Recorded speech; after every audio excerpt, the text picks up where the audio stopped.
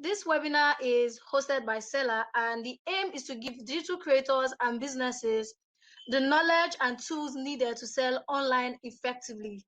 We host these webinars every 2 weeks, where we'll be inviting experts in different fields to help you grow as a creator and as a business. So if you don't know what Seller is all about, Seller is an e-commerce store builder for creators and businesses to sell any kind of digital product or service.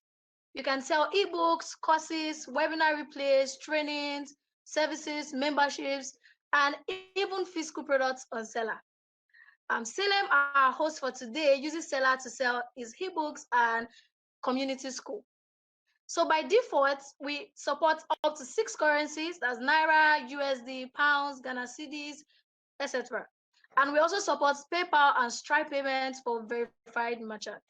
So that means all your international customers will be able to pay smoothly using Seller. And guess what? It is free to get started on Seller, so you don't have to pay any money to sign up to start using Seller from the beginning.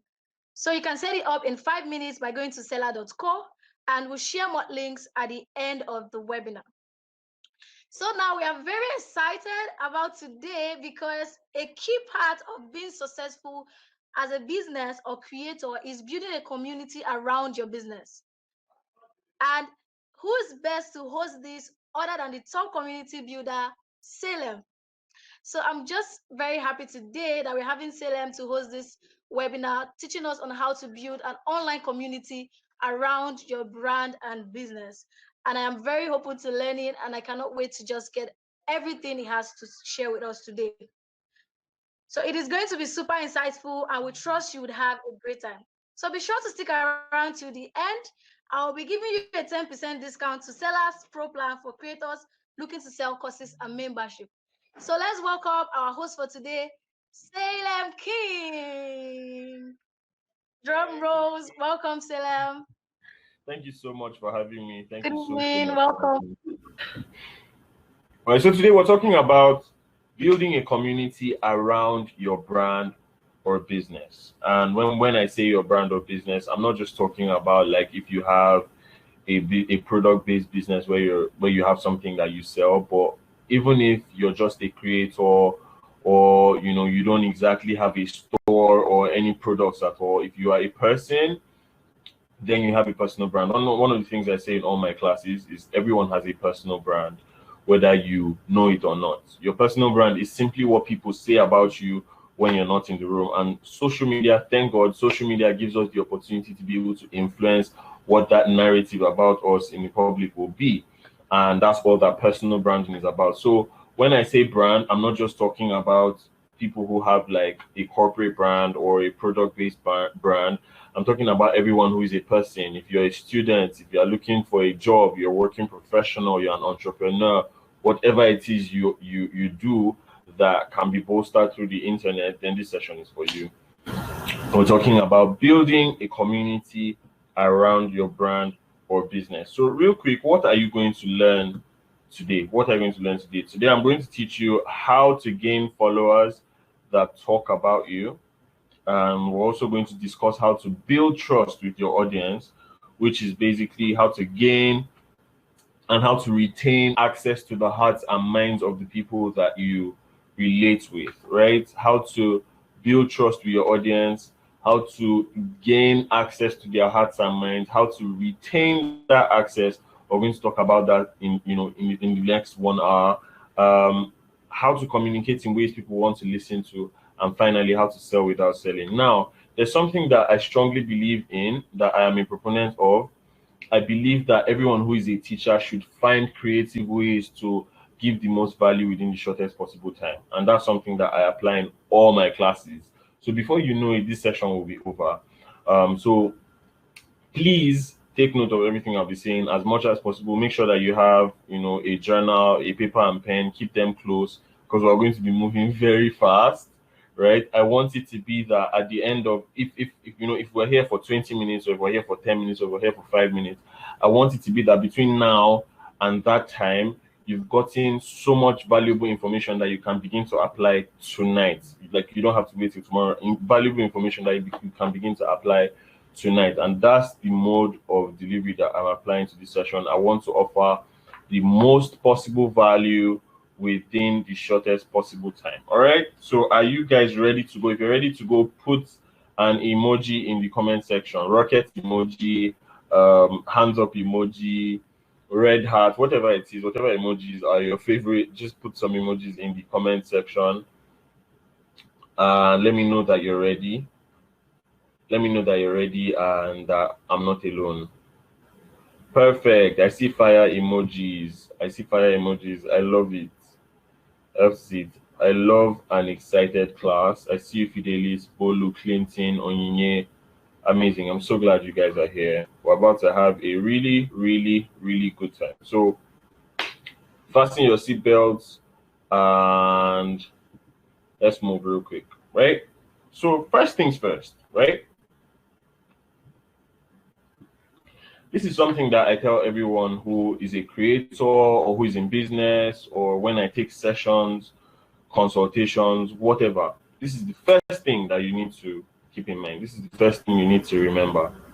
You are in the business of people. Before you are in the business of selling shoes, or before you're in the business of business coaching, or whatever it is you do online, or whatever it is you do via Instagram or Facebook, ultimately, first, before you are in anything, you are in the business of people. If there are no people, you don't have any business. If you want to be an influencer, if you don't have people that are following you, who are you going to influence, right? So ultimately, you're in the business of people. And I really like this quote by Maya Angelou. You've probably seen it before. It's all over the internet.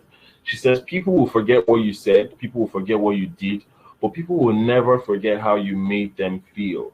Right. So as you go about your business, as you think about how you want to grow your account, as you think about the communities you want to build and everything you want to do, please always keep in mind that you are ultimately in the business of people. Nothing is more important than the people that you have access to. Nothing is more important than the impact you have on people, right? So let's go back. Today, these are the topics we're going to talk about. I'm going to start with how to gain followers that talk about you, right? How to gain followers that talk about you. Now, we need to split this topic into two.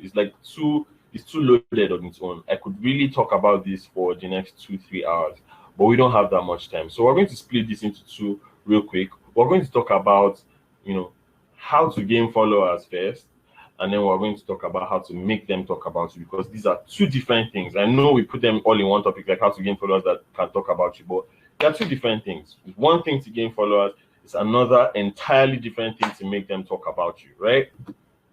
Now, let's talk about how to gain followers real quick, right? A lot of times when people try to gain followers, what they do is they go follow a whole bunch of people. And when those people follow back, they unfollow them. If you've ever done that thing before, I'm not judging you, but that's a recipe to gather the worst type of followers, right? If you follow people because you want them to follow you back, you're in trouble. Those are not the people that are going to buy from you eventually. You want people that follow you because they like your content and they want to see more of it, all right? So those are the kind of people you want to attract. So it's not just about gaining followers. It's not just about having a lot of people. And a lot of content creators feel like, or business people also feel like, they need to have a lot of followers for them to be profitable. That's far from the truth. That's very far from the truth. I have 36.5 thousand followers. I have friends that have way less followers that make more money online than me, right? And there are businesses that have way less money, they make more money than me, right? There's so much that goes into being profitable than having a lot of followers. So I'm going to teach you not just how to gain any kind of followers, I'm going to teach you to gain quality followers. So the first step that you need to take, which I will teach you about in the next few minutes, is you need to create a basic content strategy. There's this thing that people always say about how content is king, but I say content is king when you have a strategy that will turn followers into paying customers, right? So I'm going to teach you how to create a basic content strategy. So if you're a social media manager, or you work in marketing for your company, or you're an entrepreneur, you want to use this for your own business, you don't use this for, it's going to work for you, right? Real quick, how to create a basic content strategy, there are 5 steps. First thing you want to do is to determine your target audience, and don't overthink this. What I mean is, who do you want to reach out to? Guys, I think I need to say this. Please do not stare at the slides too much. Don't stare at the slides. Please listen to what I'm saying. The slides are just a guide. Wow, that rhymed. I'm so good at this. The slides are just a guide, and don't get distracted. Please listen to what I'm saying. A lot of what you need to hear is going to be in what I say, not necessarily the slides. Okay? So please stay with me. Also, if anything stands out to you, if there's any part of it that stands out to you, make sure to echo it in the comment section. Why is this important? Because there could be someone else who hasn't heard or who missed what I said because they're eating jollof, or they are watching TV with their family at the same time as they are on this webinar. So if anything stands out to you, please just type in the comment section. If even for yourself, writing it increases the chances that you will remember. So please, deal, guys. Do we have a deal? If anything stands out to you, put in the comment section. I like to have, in every class, there's normally people who have class captain spirit, who are like, number 1 this, number 2 this. I want to know who that is in this place, right? Will it be you? All right, let's go. So first thing you want to do is determine your target audience. I know that sounds like a very fancy term, target audience. Somebody's wondering, like, what is target audience, right? What that simply means is decide, who do I want to reach out to? Who do I want to reach out to? What kind of people do I want to sell market to? And a lot of times when I have this session with when I have this conversation rather with people, and I tell them, oh, determine your target audience, I don't want to have target audience everybody. I want everybody. I want to attract everybody possible. I don't want to limit myself. Here's the thing. Determining your target audience is not limiting yourself, right? Determining your target audience is defining yourself, because you don't want everybody. Even though you think you do, you don't want everybody. There's no business in Nigeria that caters to all 200 million citizens of Nigeria, right? So you need to be very specific about who you want to attract, who you want to talk to, which problems you want to solve. I think I'm getting ahead of myself, but let's take it one step at a time. You are not limiting yourself. You should probably write that down. You are defining yourself, because we are defined by what we choose to reject. Ultimately, we are defined by what we choose to reject, not what we choose to accept, right? A lot of the most high quality products in the world are not available to everyone. Not everyone can afford them, and that's one of the reasons why they are premium. When you check Harvard, just go Google Harvard University. One of the first few things you see under the Wikipedia article is you see acceptance rates, and a lot of times the acceptance rate is below 10%. What this means is that Harvard is Harvard. Part of the reasons why Harvard is Harvard is because of how high the chances are that you will not get in, right? So as a business person, think of your business in this way. We're going to talk about that a little more later down the line. But for now, determine who your target audience is. Who do I want to reach out to? Why is this important? Because of number 2. Number 2, you need to identify their problems and frustrations. I know I said identify problems and frustrations, but I'm not speaking generally. You need to identify the problems and frustrations of this specific group of people that you want to reach out to. So say you want to reach out to girls in secondary school, girls in government secondary schools, because this is how specific you need to be. Or you want to reach out to breastfeeding mothers, or your target audience is teenagers in private universities. You need to be very specific. Why is this important? Because if you're not specific, you cannot identify their problems. You cannot identify their problems and frustrations. So the next thing you want to do is to now think, this set of people that I want to reach out to, say another random example, I want to reach out to single mothers. You need to ask, what are the problems that a single mother has? What are the frustrations that a single mother has? When she wakes up in the morning, what is she worried about? What is she freaking out about? What's bothering her? What's something that if it changed in her life right now, it would turn around, like it would make her life so much easier? That's how you need to be thinking as a business person. right? That's how you need to be thinking if you want to grow your following. I know you are still thinking, is all this one, is it just to grow my followers? All this one, is it just to have more? I beg, it's too much stress. Stay with me. First step, what did I say is the first step? Determine your target audience. Second step, identify what their problems and frustrations are. Now, why is it important to identify their problems and their frustrations? Because it's so much easier to get somebody's attention when you are speaking about a problem that they have. The way human beings are, we are all naturally selfish. People do not care about you, they care about their problems. So if you want to talk to them, if you want to attract them, you need to be talking about the problems they have. How many of you have been to a market before? How many of you have been to the market before and you see somebody, on the side of the road and he's selling something, he's brandishing something like, oh, this is medicine for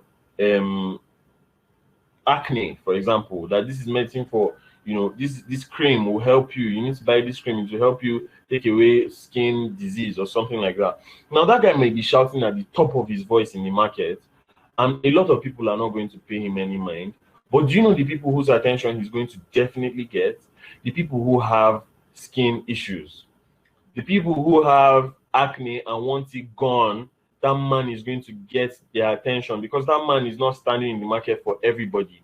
He's standing in the market and he's talking like he knows exactly who he has come for, and the people he has come for are the people that have skin issues. So when he's standing and he's shouting, he's disturbing everybody, but he knows the people that he's talking to, right? So this is important with social media because the bar is very low and literally anyone can come and talk about anything on social media. On one hand, that's a bad thing because it's saturated with bad content. On another hand, the upside to it is it's easier for you to stand out, right? So we need to move faster now. Number 3, find a bridge. What this means is you now have to think, okay, now I've made a long list of these problems. Every time I have a session, every time I have a consultation with someone, I make them write down a long list of these problems. Like as we're on the phone, we'll be there writing a long list of these problems that their target audience is facing. And then when we get to number 3, I make them to find a bridge between this problem and the solution that they are offering. So the mistake a lot of business people make is we just create a product and try to sell it, or we make a class and try to sell it, or you write a book and try to sell it. But you need to take these steps first. Who is the book for? The people that the book is for, do they have the problems that you're trying to solve? This is why number 3 is important. So you find a bridge between the problems that exist and the skills you have, or the experience you have, or everything that has come together to make you who you are, the advantage your business has, the value proposition that your business is offering. You need to find the problems that are related to that. Number 4, begin to create content around these problems. Whatever your preferred platforms are, Facebook, Instagram, Twitter, consistently talk about these problems, consistently offer solutions. This gives you a way to offer yourself as the solution. Because 1, you've studied the target audience. 2, you've identified their frustrations. 3, you found a bridge. You're now creating content. The good thing about this is it's possible for you to get to a point where you understand the problems better than the people that have them. And that's the reason why we pay doctors, because they understand our bodies better than us. That's the whole reason why we pay doctors, because a doctor spent 7 years in school studying how your body works. You're the owner of your body, but the doctor understands your body better than you. And that's why when a doctor says, oh, this, you need to do a surgery for this, you don't argue. Sometimes, you look for a second opinion, but you know that doctor knows you, that he knows about your body, the physiology and anatomy of your body better than you. So when you want to attract people online, one of the things that is important is to know that you understand the problem better than them. So if you're selling shoes, don't just think, I'm selling shoes. Who are you trying to target with your shoes? Who are the people that can afford your shoes? What are their frustrations? What are their problems? How can you put your shoes in their faces in a way that is aligned with solutions that they are looking for? Now, the problem with a lot of businesses is that we're trying to get people on our side, but it's so difficult because, like I said earlier, people are naturally selfish. If you're listening to what I'm saying now and you feel like, no, Salem, how can you say people are naturally selfish? I'm not naturally selfish. Let me prove to you that you are among and you are guilty too. When people take a group photo, when people take a group photo, what's the first thing? When somebody takes a group photo and they show you, say, oh, I want to see the picture, and they show you the picture. Who's the first person you look for in the picture? Type it in the comment section. Now, let me see. I want to know everybody who's lying and everybody who's saying the truth. When you look at when they say, okay, bring the group picture, who's the first person you look for in the picture? Tell me. Who's the first person in a picture of 5 people, 10 people, 15 people, 20 people? Who's the first person you look for? It's yourself, of course. It's yourself. And you know what's funny? When you see that you don't look good in the picture, you say, delete it. I don't look good in the picture, delete it.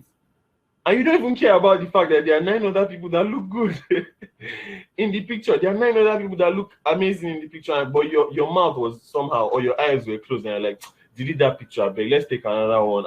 I don't look good in the picture, right? Or so Abigail is saying the truth. Said, I look for myself and I'm not fine, I don't post it, right? Everybody is naturally selfish. So as a business person, this is something you need to take into account. And this is something that you need to find ways to leverage for your benefits as a business person. As someone who wants to grow their social media, you need to be thinking about the fact that people are naturally selfish. They don't care about you, they care about themselves.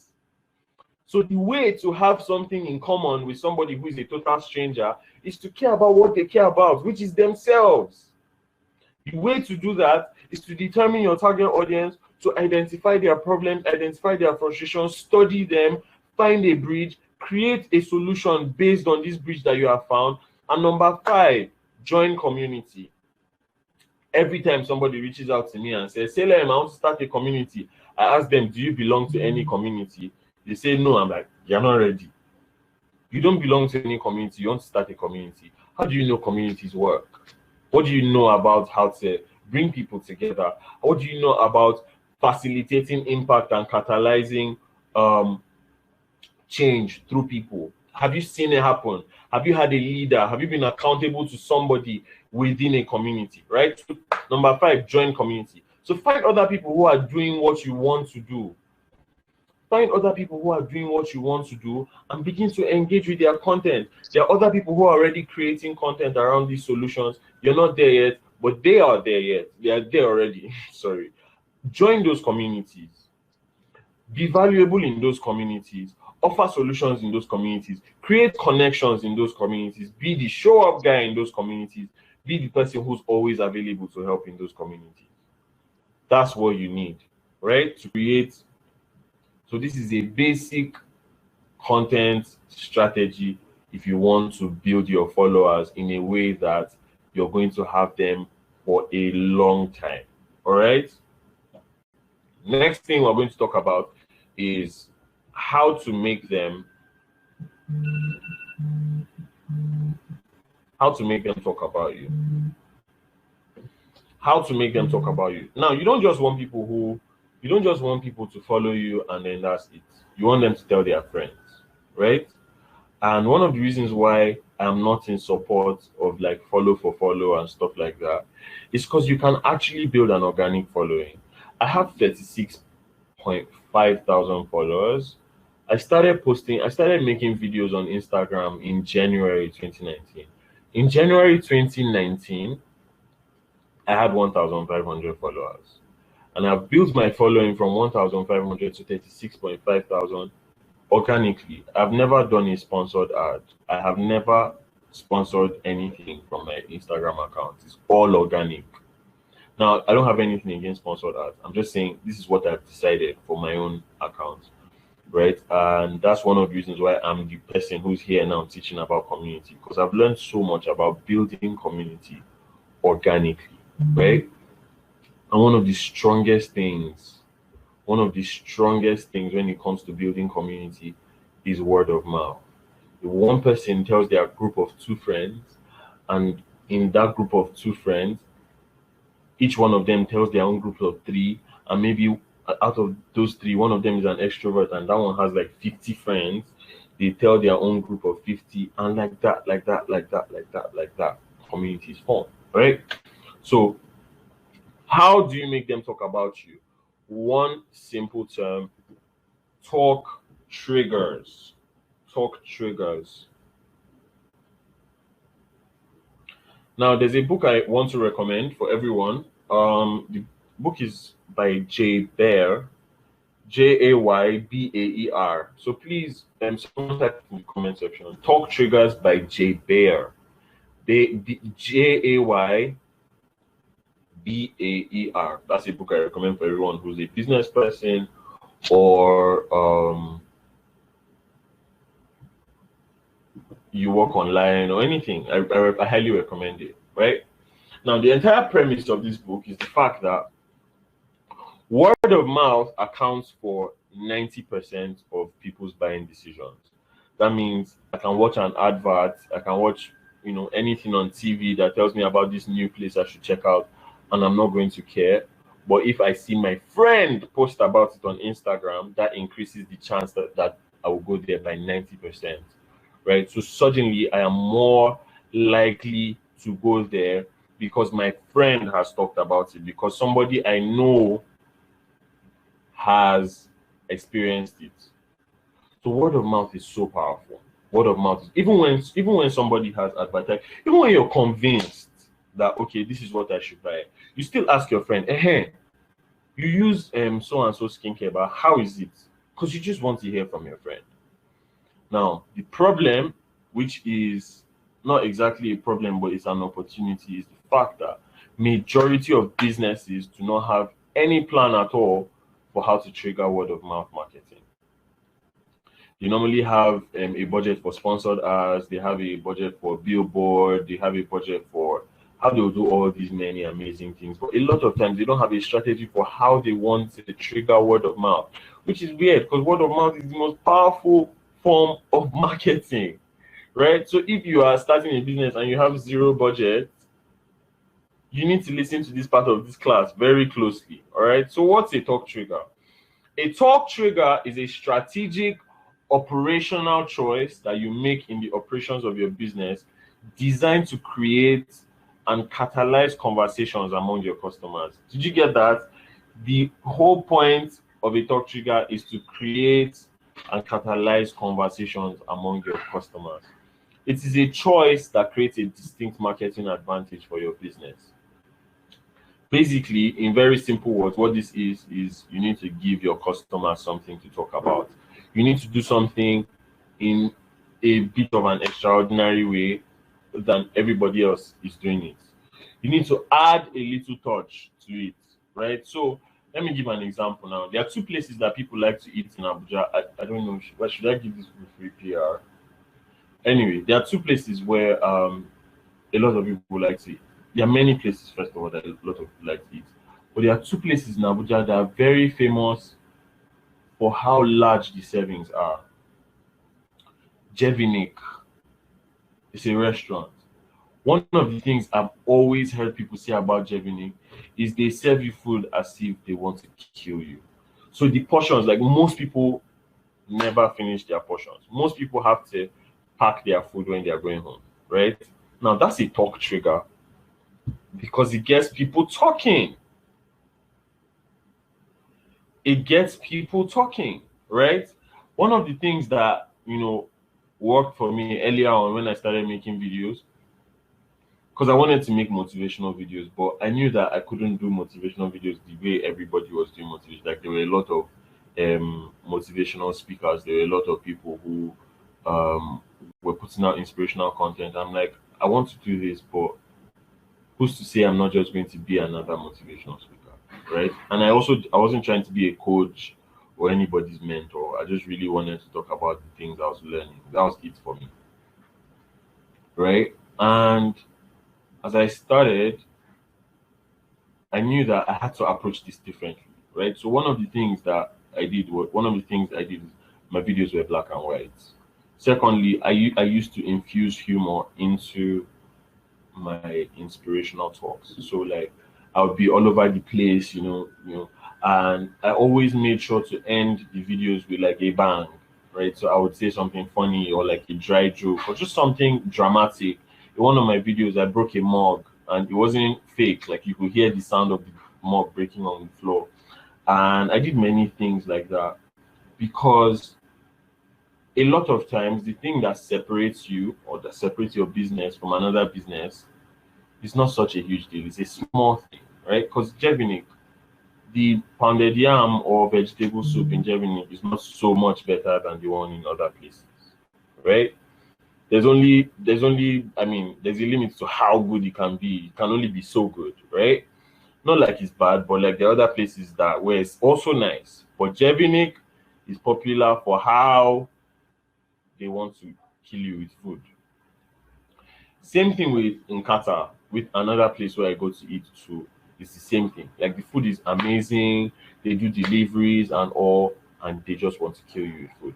Another brand that I can use as an example is Swish, right? If you're based in Abuja, you know about Swish. They have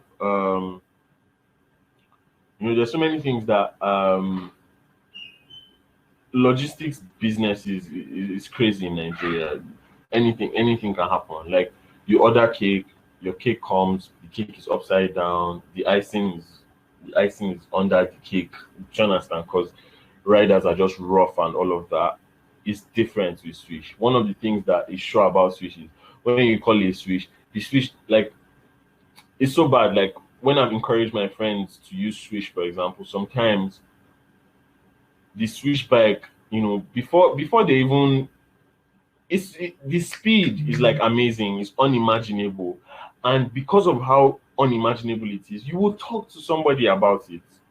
They'll come back and tell me, oh my gosh, Salem, that delivery company asked me to use, they are bloody fast. I don't know how, but I'm going to keep using them. Finally, another brand that I really admire for this is Seller, right? So before I moved to Seller, I sell everything that all my digital products go through Seller. Almost all my digital products go through Seller. Yeah. And one of the game changers for me with Seller was the fact that they were up to 6 currencies.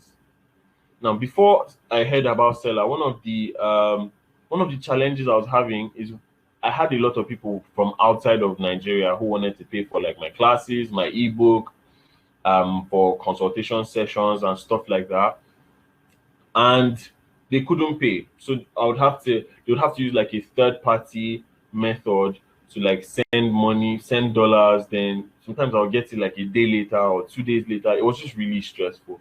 At some point, I was not even taking students that did not live in Nigeria, and I was losing money because I'm like, I'm rejecting dollars. It just doesn't make any sense. But when Seller came, like if two friends of mine told me about it within like a few days and said, yo, there's this platform that when the person is buying from another country, it automatically shows them the currency, that's applicable where they are. Me, I don't have to worry about it. I just have to be where I am. I'll receive Naira. I'm like, what? Right. So it was a no-brainer for me. I switched to Seller like the next week. Right. I asked a number of questions and I just switched. And I've been using Seller since. Now, Seller was very clear about who they wanted to target, right? There are certain people who the whole platform with Seller doesn't really work for, right? And I understand that. But among people like me who had suffered with foreign clients that want to pay me money and I can't get the money because it's too difficult to send money from another country, it was a no-brainer. I'm like, these people have studied my problem very well, right? These people had studied my problems. They had offered solutions. Like, there's no reason why I shouldn't use it, right? And I have gone on to tell other people about Seller, just the way people told me about Seller. So when you're thinking about your how to get people to talk about you, this is something you need to keep in mind, right? Let's move on. Guys, if this is if you're loving the class so far, drop a fire emoji, a rocket emoji, any emoji in the comment section. Let me know that we're together. All right. Now we're going to move on to the next topic. How to build trust with your audience. How to build trust with your audience. Now, and I need to say this. Every time I ask somebody, or someone asks me, say, I want to build my followers, and then I'm like, oh, okay, cool. How many followers do you have? Or I ask them, why do you want to build your followers? They say, I want to have more followers because of my business, yada yada yada. I'm like, okay, how many followers do you have? They say, only 500. I want to have. I'm like, what do you mean only 500? Imagine there were 500 people with you in the room that you are right now. Anywhere you are, just imagine it. Imagine there were 500 people with you in that room that you are now. Just 500 people. How dare you say only 500? How dare you say only 500? It's so important for you to not think about your followers as just a number. Think about them as people. Remember what I said earlier? Remember what we said earlier? That you're in the business of people? Remember that? You're in the business of people. You're not in the business of business. You're in the business of people. The money that you're going to make is in people's bank accounts. The followers that you want to build is with people, right? So I asked these people, okay, you say you have only 500 followers. Out of your followers, do you know 20? Do you know up to 20 people by name? And I hear crickets. Do you know 10 people at least by name? And I hear crickets. That's when I now realized that you're not relating with the people you have, but you want to get more people. What are you doing? You've not fed the people that are at your table. You want to invite more people to dinner, right? Why are you doing that? So it's important for you to not think about them as just a number.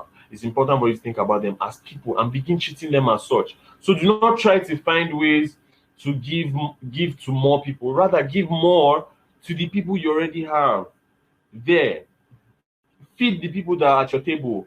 Serve your audience as if there were 500,000 people. Serve your audience. Show up for them. You know the beautiful thing about it? Having 500 followers is a gift.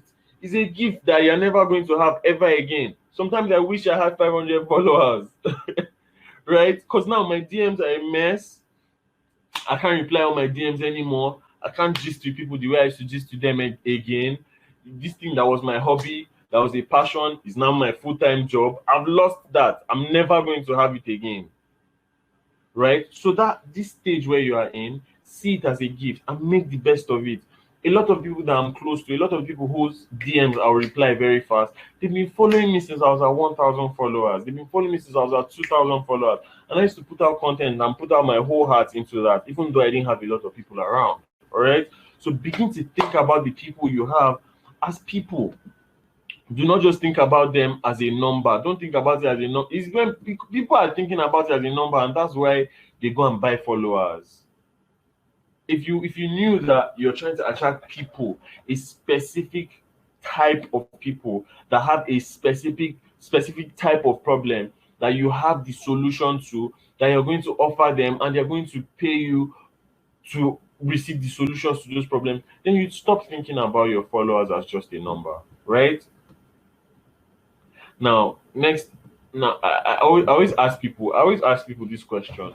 I always ask people this question in all my classes. Do you want followers or do you want community?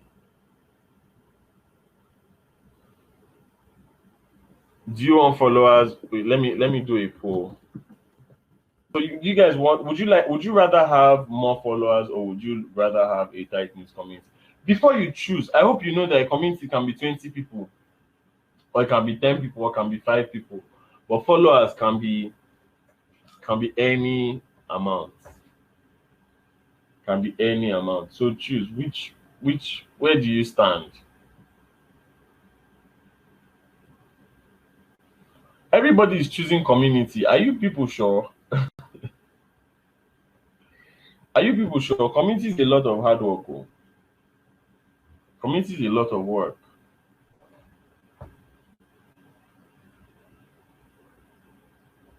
More votes. Somebody should pick followers now. More people are picking followers. I like. It's okay to be vain. It's okay to be vain. No judgment.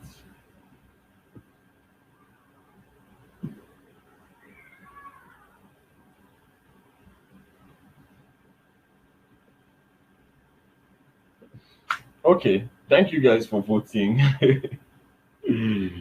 Thank you guys for voting. You are an interesting bunch. You're an interesting bunch. So let's say what some time ago someone asked me what's the difference between an audience and a community.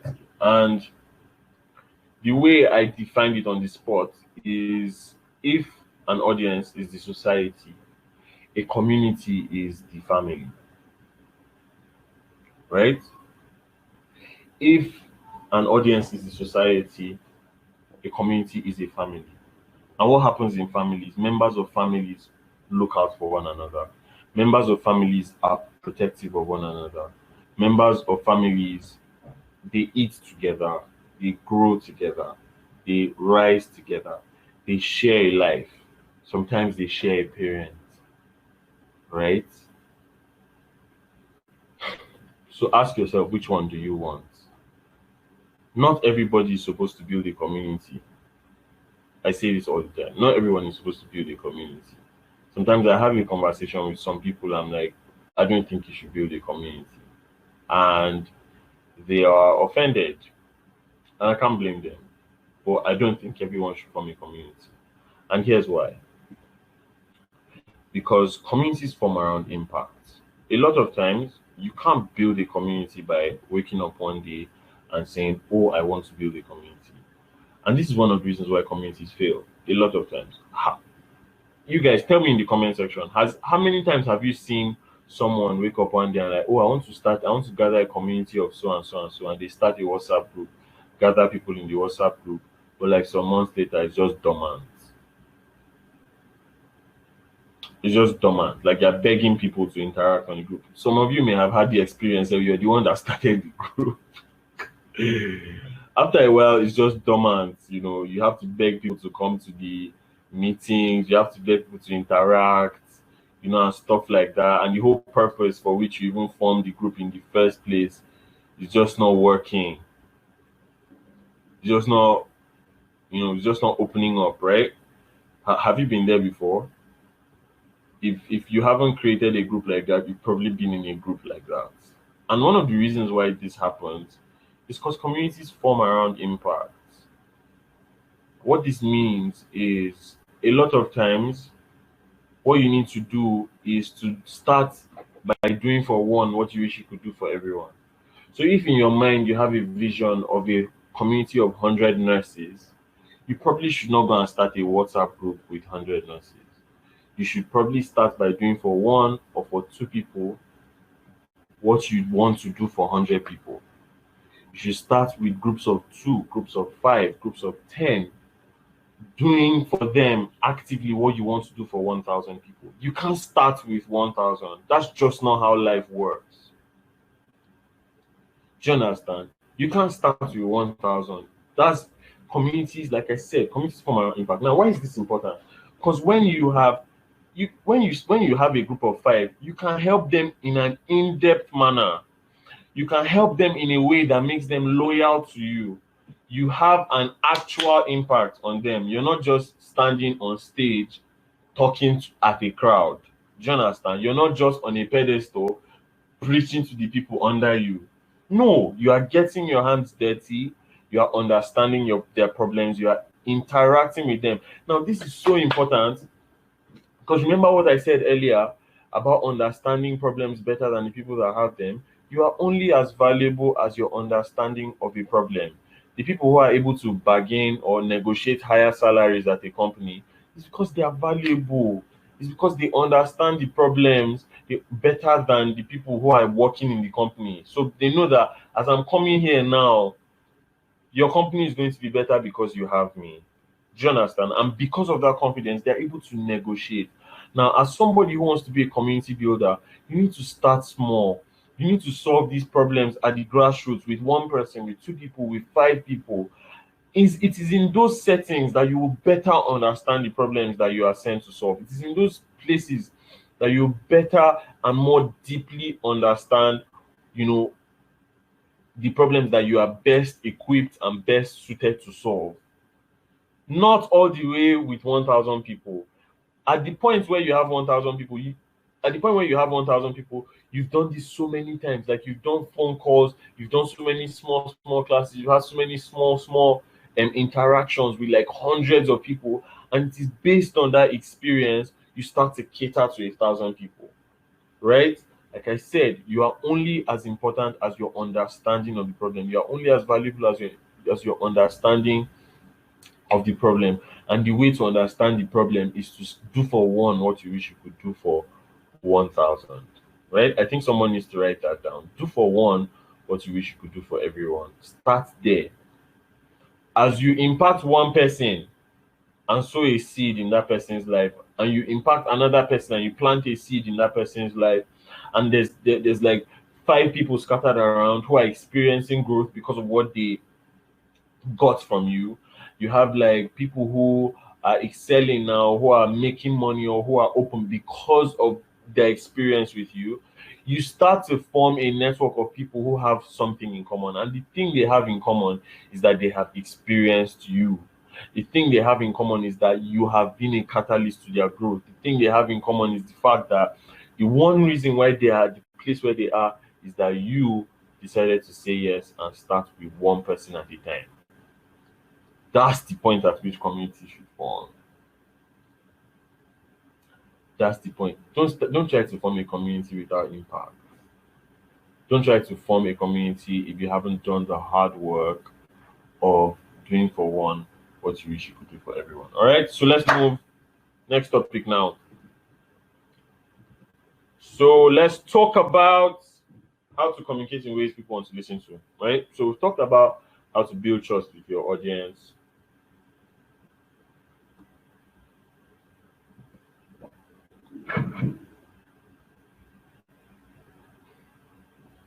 We've talked about how to gain followers that talk about you. Talked about building trust with your audience. And now we're going to talk about how to communicate in ways that people want to listen to. Now, why is this important? Because like I said earlier, people don't care about you. They care about their problems. And if you want to talk to somebody and have their attention and eventually have their money, you need to talk about their problems. You need to talk about their problems. And before we talk about how to communicate in ways people want to listen to, can we go back to that poll? With everything I've described about community now, what do you want? Followers or community? I'm going to ask again now. What do you want?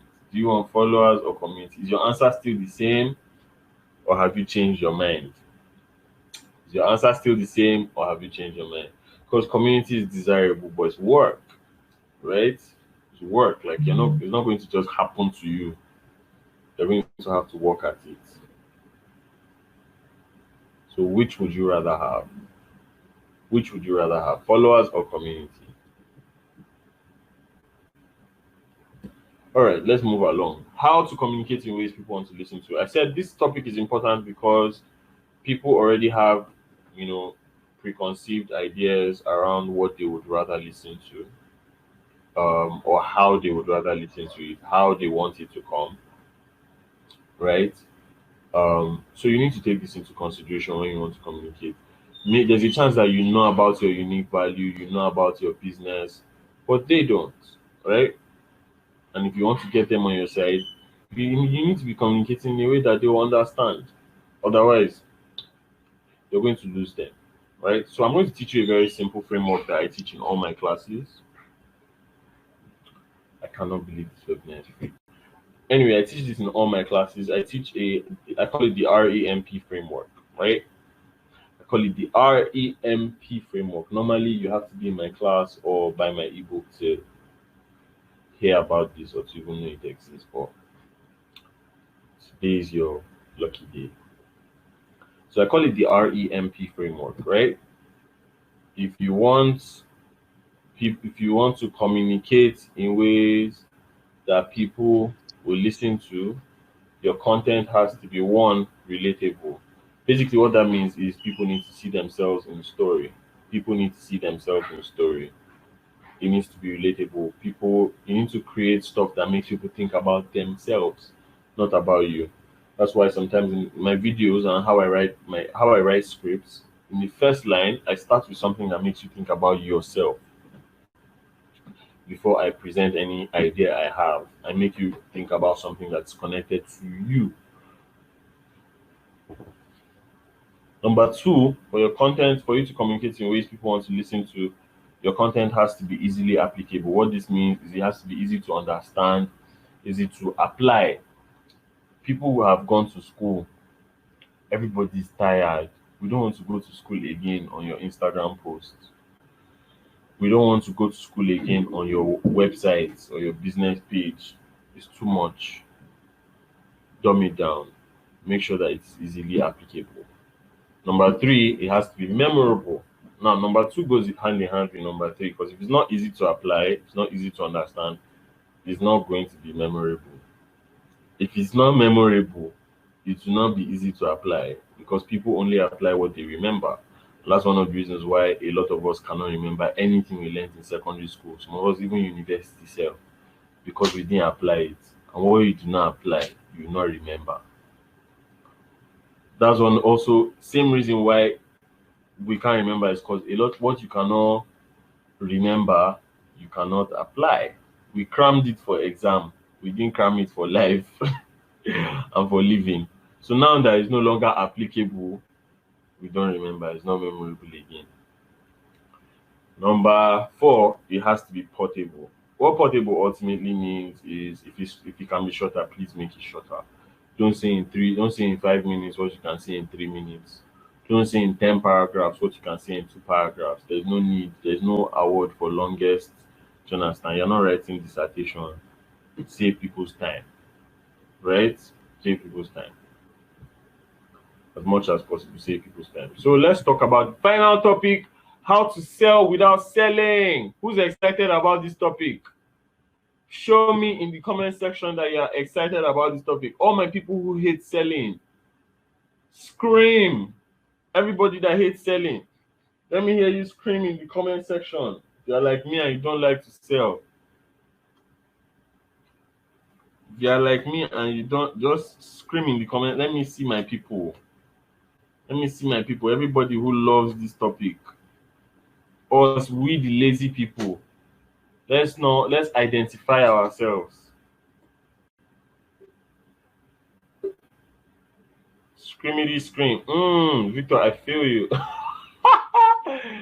Scholastica has I hate selling. Oh my god. Wow. Wow. Wow. Wow.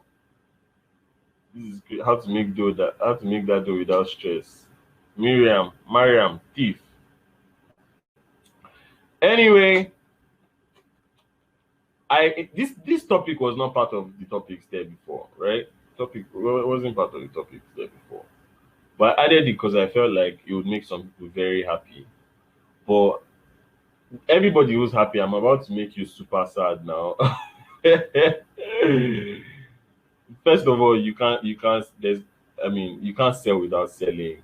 I mean, when you think about it, the topic doesn't even make any sense. How do you sell without selling? That's like saying how to fill your stomach without eating, right? Doesn't make any sense. So if you are here and you're asking the question, how can I sell without selling? I don't have an answer for you, but I think it's important for you to think about why you hate selling. So it's now important for you to now ask yourself, why do you hate selling? Why? Seriously, like why? Guys, you can put your answers in the comment section. Why? Why do you hate selling? Have you ever asked yourself? Have you really stopped and asked yourself, why do I hate selling? Or have you just accepted it as something that this is who I am. I don't like to sell. Is there a chance that you've had bad experiences with selling or with people trying to sell stuff to you and you're like, I don't want to be those people. I don't want to be them. Right? Um Thank you for these answers. Bernice says I cannot beg anybody. Somto says I don't really know how to. I hate selling because I don't like to be sold to. Most people don't like it. I'll get back to you and overprice. These are all amazing answers, and thank you guys for being honest. I'm so proud of you. I'm so proud of you for being honest right now. Someone said selling is big work. I find it hard talking to people. It involves dealing with people a lot. Amazing. I find it hard convincing them to buy. Marketing can be fun. Hey, Mariam, there's my guy. Most people don't like I'll get back to a lot of convincing. Selling is hard. I feel it's stressful. It will push me forward more than I want to. People are not wrong. You people are not wrong. The question is, what are you selling? What are you selling and to who? What are you selling? Are you selling? Is there a chance you're selling water to fish? Maybe you're selling.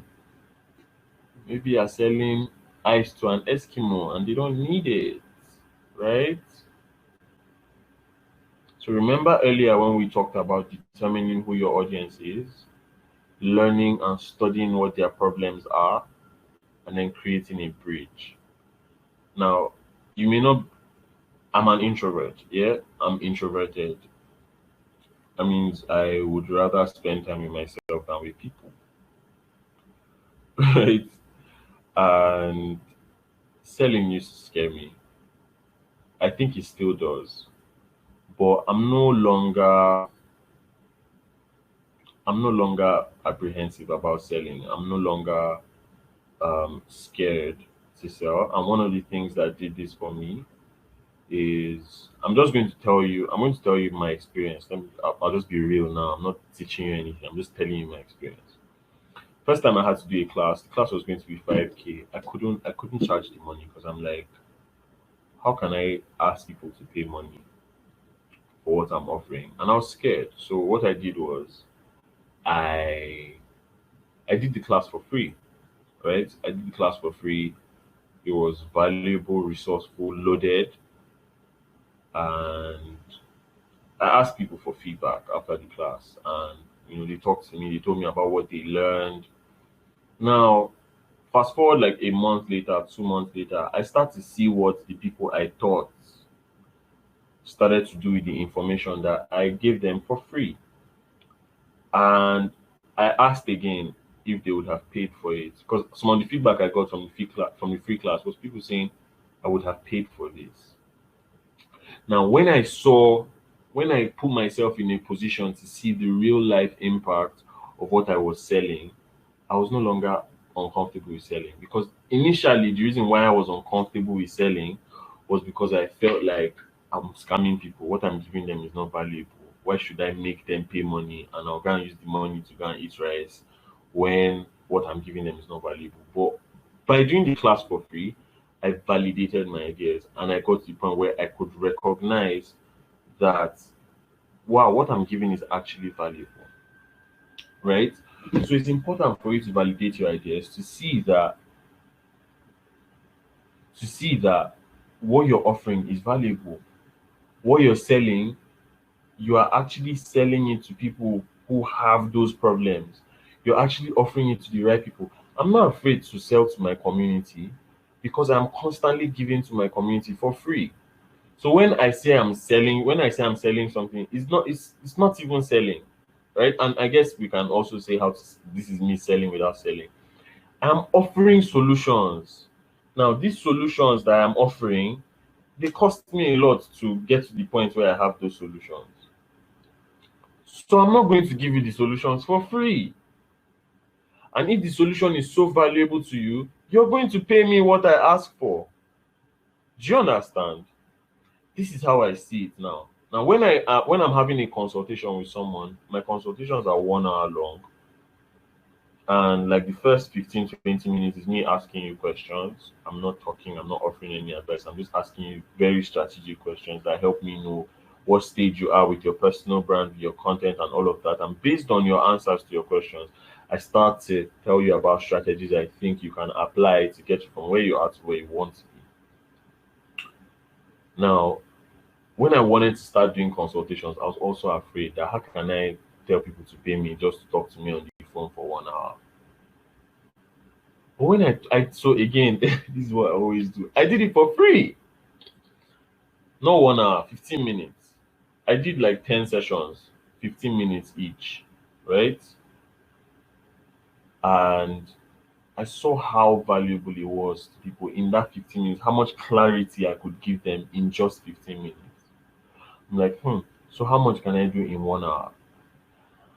I was still feeling guilty when I started charging money for consultations because I felt like this is a phone call, like I can't do this for free. But I now realized that the thing that made me able to give you those solutions in 1 hour is the years that I have been working on this. You're not paying me for my 1 hour. You're paying me for all those years that you, if you want to go and figure it out, you can go and spend 2 years figuring it out. I crunched 2 years into 1 hour for you, and that's what you're paying me for. I'm not afraid to sell anymore. I understand the value of what I am giving. So it's very important for you to understand the value. It's important for you to sell the value, not the commodity. It's important for you to sell the value, not the product. This is what you are getting. This is what I have made for you. This is what I have, when I sell my ebook, I don't say, oh, come and buy my ebook, come and support me. Like, that's one of the things I hate. I don't like hearing that, oh, come and support me by buying my stuff. No, you're not supporting me, you're supporting yourself. Do you understand? Like, this is going to help you. This is legit going to help you. I'm not making it up. It has helped people, right?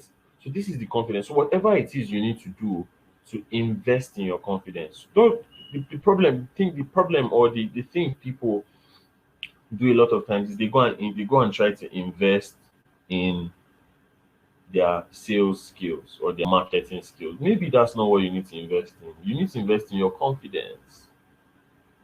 You need to invest in your confidence in yourself.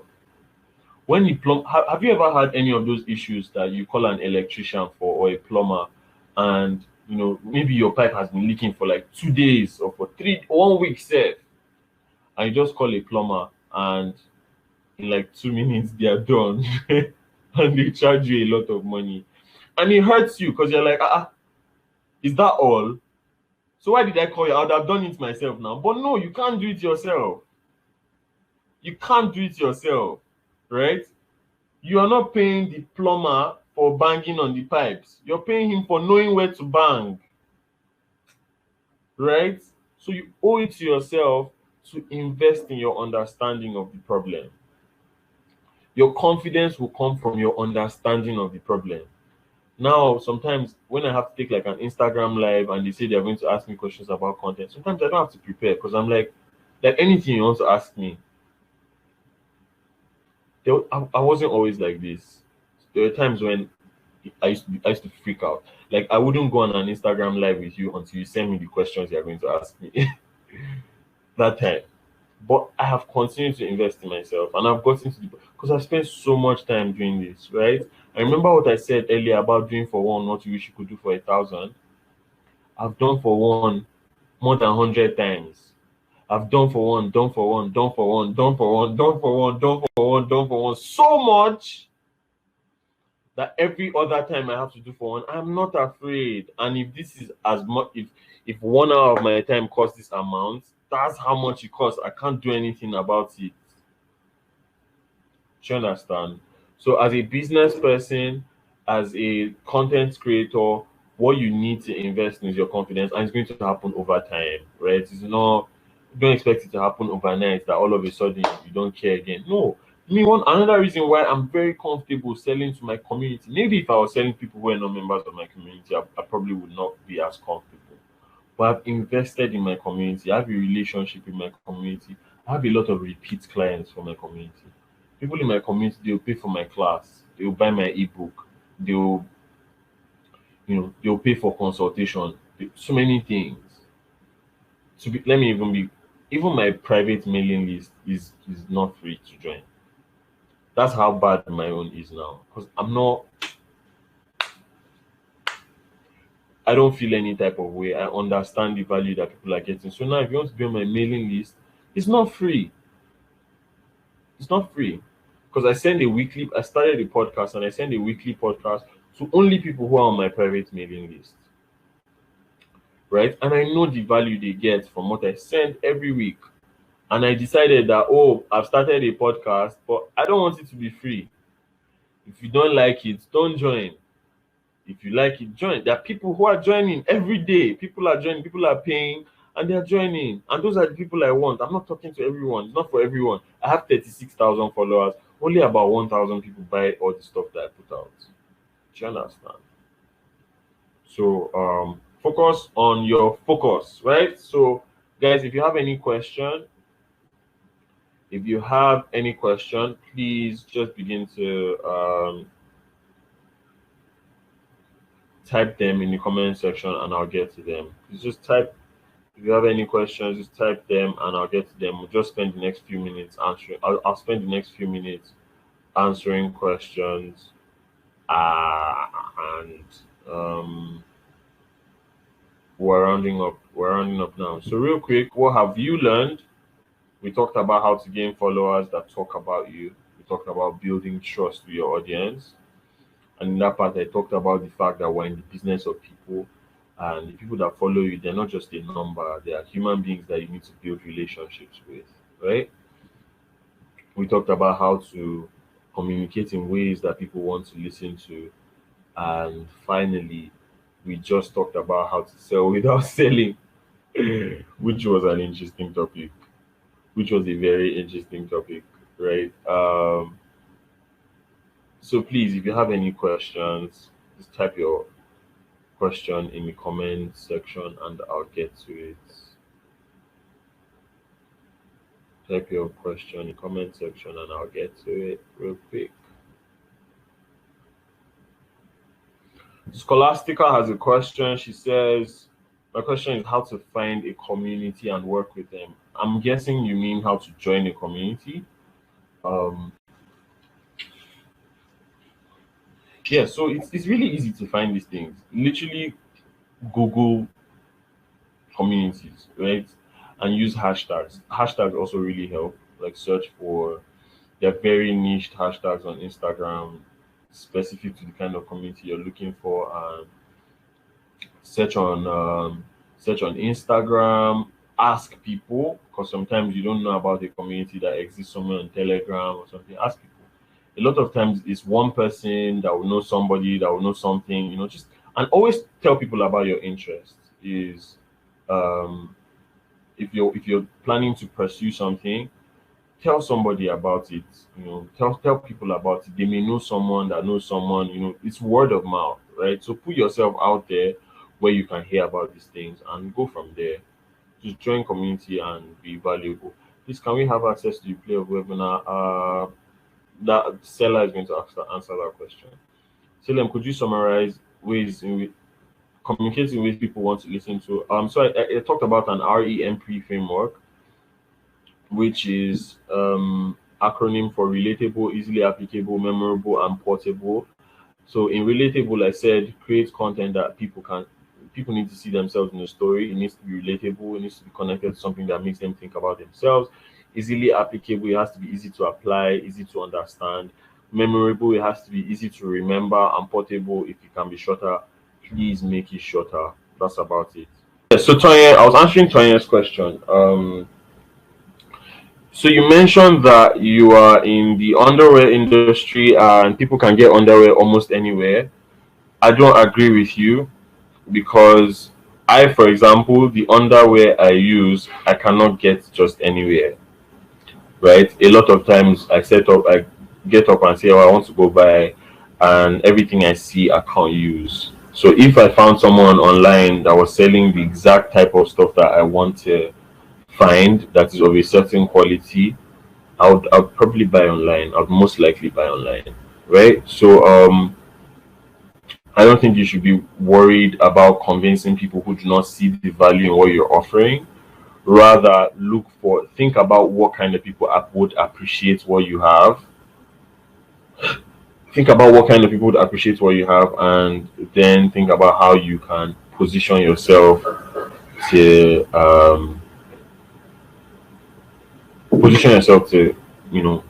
be valuable to those people. Can you give tips on how to be consistent when building a community? I think I already answered that question.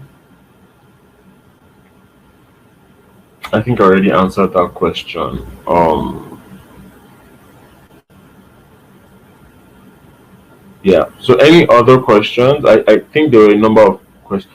How do you create posts that function as talk triggers? So the posts are not talk triggers in themselves, but you normally need to lace everything with a talk trigger. Um, so put yourself in the shoes of the person who's going through your content. Put yourself in the shoes of the creator, or your customers. Basically, put yourself in the shoes of your customers and think, what does my customer want to hear? What are they worried about today? And based on that, give them a solution to that is more than they expect.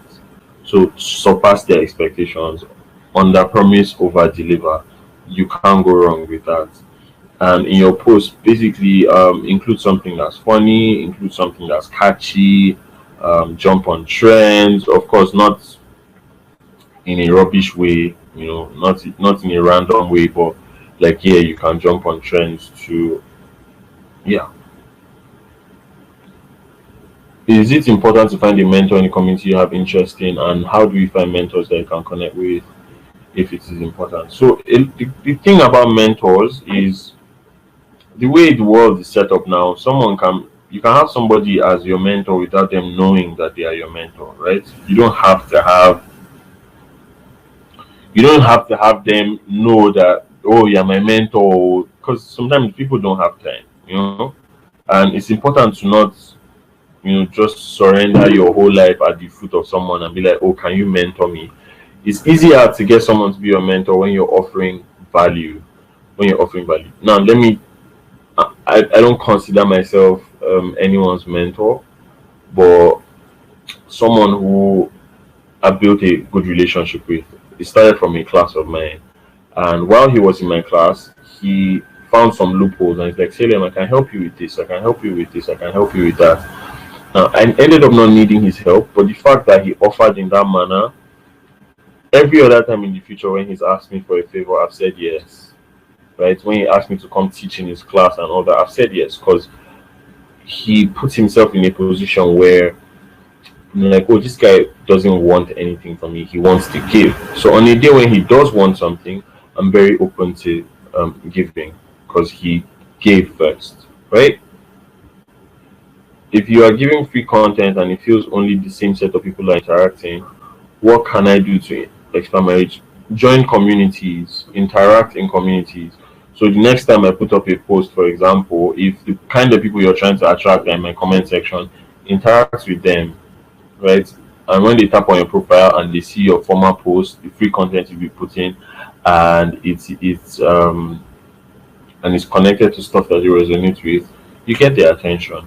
Ronke, I lost the sound when you started answering the question on consistency. Yeah, so I was saying that you should batch create, right? Sometimes it's difficult to be consistent when you have other things going on in your life, like you have a job or you have kids. So when you are at a creative high, when you're on a creative high, take that time and create for a long period of time. Not don't just think of one post or just one community engagement. Create for like multiple.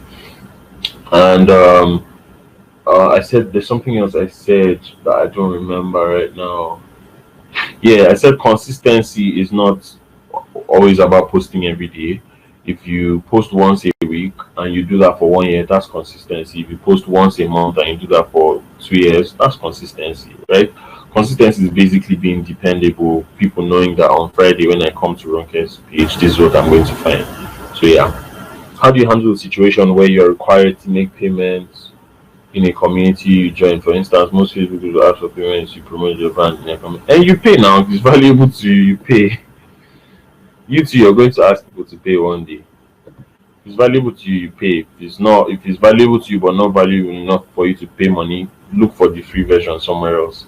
But if there's no free version anywhere, pay, please.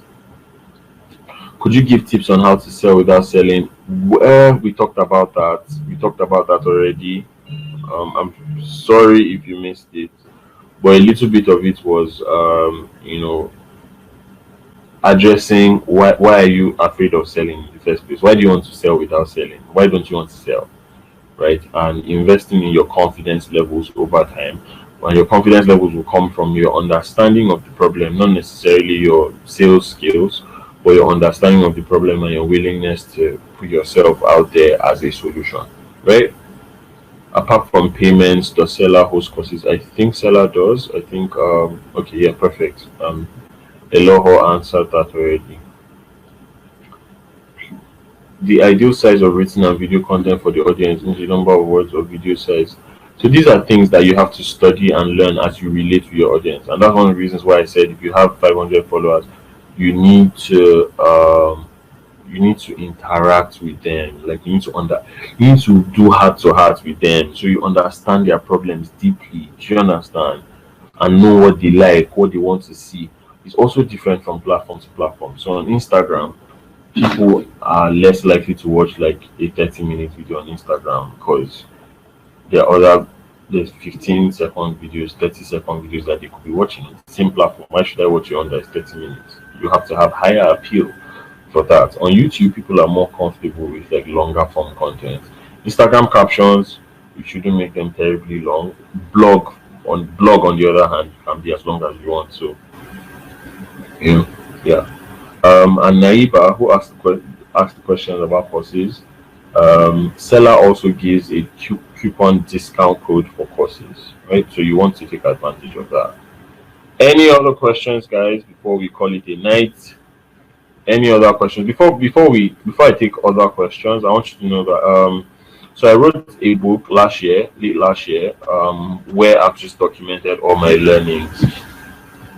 It's a guide. I think it's more of a guide than a book, right? About how to build a community around your best life, suitable for creators, around for business people, anyone who wants to build an online community. I told you a story about how I went from 1,500 followers to 5,000 followers in a month to 10K followers in 6 months, and now I'm at 36.5 thousand followers. All of this is organic. I've never done a sponsored ad on anything. Everyone who followed me one by one. And we built up to the point where I'm at 36K. So I'm just going to put up a